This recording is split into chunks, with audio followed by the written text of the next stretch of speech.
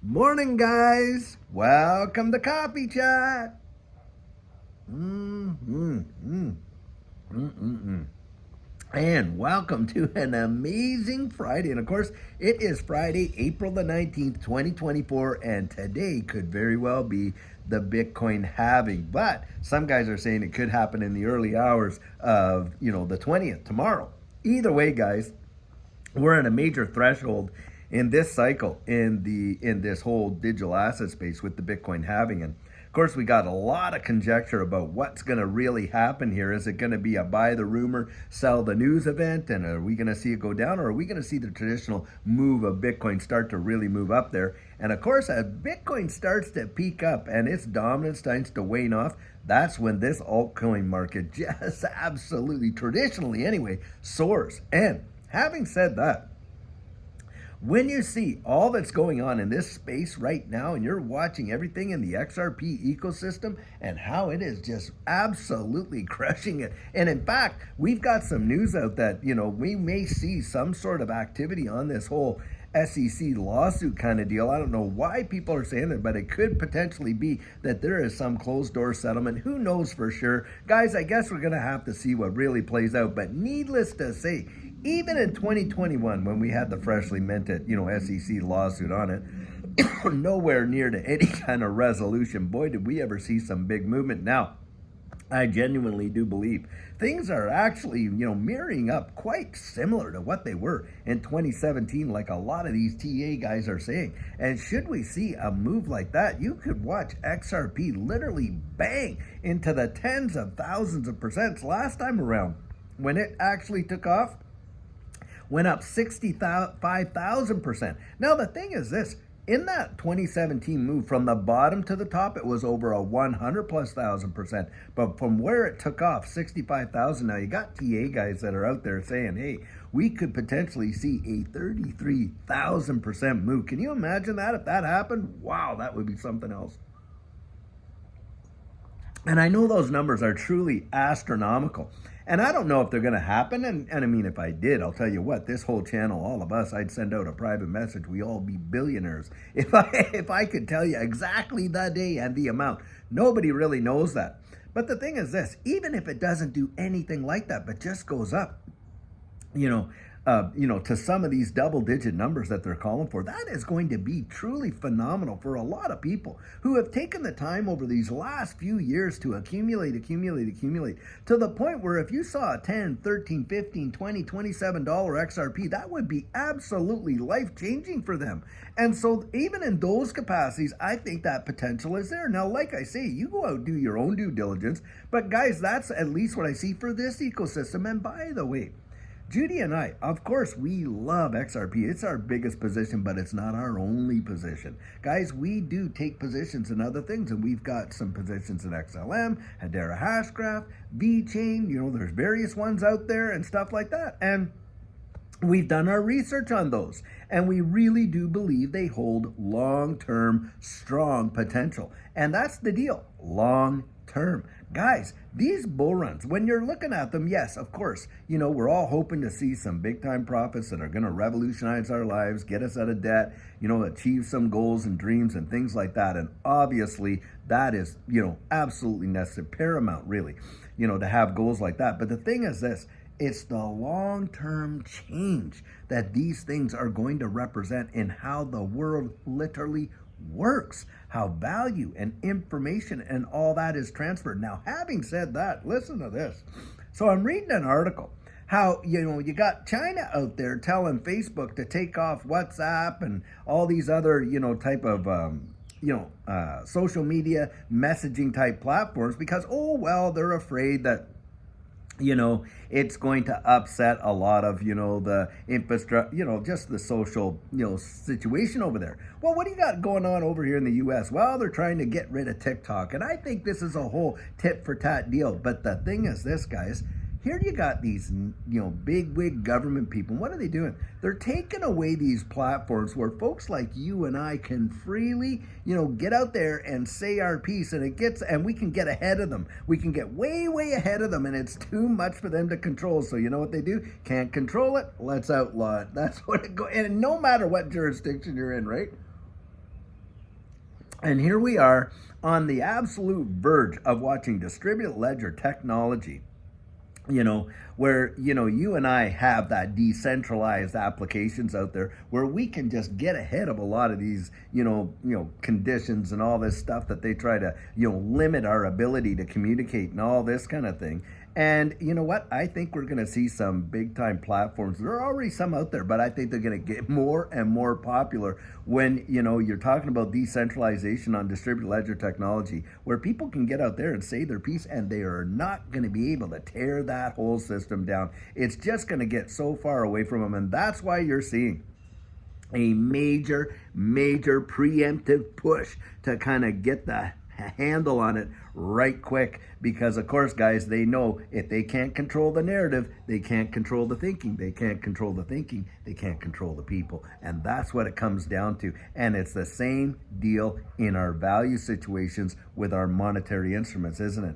And what are we watching right now? We're watching a lot of legislation being proposed with respect to stablecoin legislation now. I am all for regulatory clarity, absolutely 100%. But regulatory clarity that is not going to limit our ability to interact with it in terms of our self-custody. That's one of the big issues, like with this, stablecoin legislation that Senator Loomis and Senator Gillibrand put out there. They want it so that stablecoins must be custodied at banking institutions where your self-custody is off the table. You read into that. It's right there. So we got that. Then, of course, our privacy, our autonomy, and stuff like that. I don't want a monetary instrument where the government knows exactly where I spend it, what I spend it on, and all this and that and everything like that. And it's not because I'm doing anything nefarious. It's because I really value the privacy as a right, not a privilege. You have a right to private, doing your life. Hey, it's the right to liberty, and all that, freedom, liberty, the pursuit of happiness, and all that kind of stuff. Well, when somebody invades your privacy and, like the way in which monetary instruments are used, and you make private purchases and stuff like that, when that happens, of course, if you're doing something illegal and you get caught, well, hey, you face the piper, don't you? But I'm talking about just the average person going out there and exercising their free rights to, do stuff like that. Well, when you get people, that can go in, well, then they can kind of control it, can't they? And that's the whole thing. That's a big opposition for a lot of central bank digital currencies, is that they can turn it off and turn it on at will. And they can literally control how you spend your money, what you spend it on, where you spend it. They can pick and choose. Get this. No free market economy. They could pick winners and losers because they could say, well, you can spend your money here, but not here. You know what? And in countries around the world, that is exactly what's going down, right? They are going to definitely do that. There's zero doubt about it. In fact, in some jurisdictions, as we know around the world, you got it tied to a social credit score. So as long as you're a good little boy or girl, well, then you're going to get the benefits of being, what the society can offer. But if you're not, well, maybe you don't take the bus to work this week. You take your bicycle. Oh, you got a bicycle, but, well, maybe you need to walk 5 miles there and 5 miles back, just because that'll teach you to, have the right point of view, you know what I mean? And all that kind of nonsense.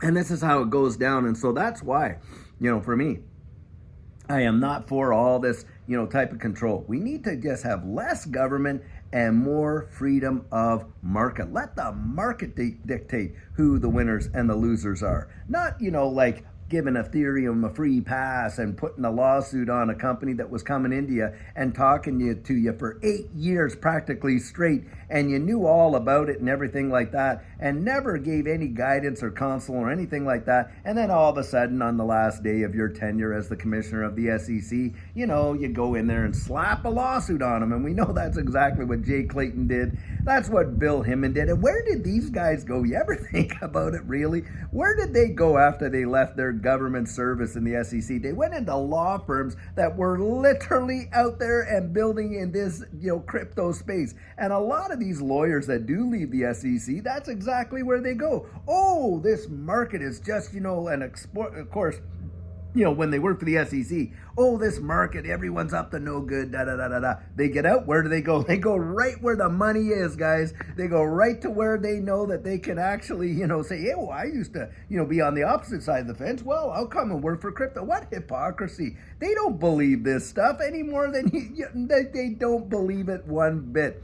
They're just prosecuting it because someone else is pulling the strings. That's what it comes down to right there. Wow. But guys, exciting times. Now, having said that about the halving and the potential upswings and all this and this, I do believe we could very well see a dip come in here beforehand. Now, I think that'll represent probably one of the last, if not the very last buying opportunity in this bull run. That's my personal opinion. And and I'll tell you what, Judy took it, and I took advantage of this last dip just recently here, because we hadn't seen one like that in a long time. Now, we get another little dip like that and stuff like that, where we see that, and it represents a buying opportunity again. I think it's going to be one of the last ones that we see in this run before this whole thing goes absolutely wild. And guys, that to me spells opportunity.